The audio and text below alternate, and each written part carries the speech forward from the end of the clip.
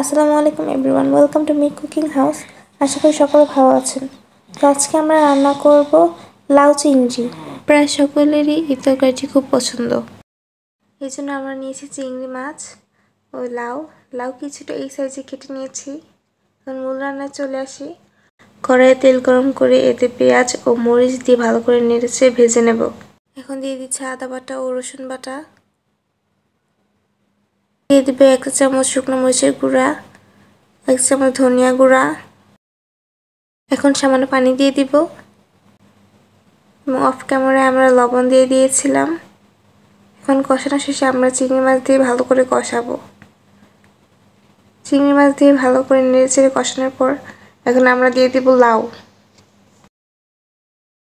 লাউ দিয়ে ভালো করে নেড়েচেড়ে ঢাকনা দিয়ে ঢেকে কিছুক্ষণ কষাবো।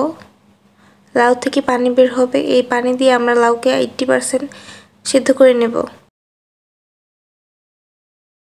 আপনারা দেখতেই পাচ্ছেন লাউ থেকে কতটা পানি বের হয়েছে।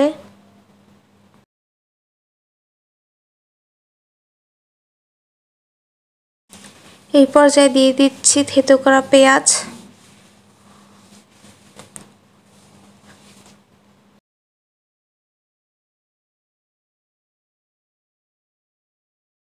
এখন দিয়ে দিচ্ছি সামান্য পানি, কারণ আমাদের লাউ 80% সিদ্ধ হয়ে গেছে, তাই ঝোল বুঝে পানি দেব। এখন নামানোর আগে ধনিয়া পাতা দিয়ে নামিয়ে নিলাম। রান্না হয়ে গেল আমাদের লাউ চিংড়ি। থ্যাংক ইউ এভরিওয়ান, ভালো থাকবেন সবাই। দেখা হবে পরের ভিডিওতে। আসসালামু আলাইকুম।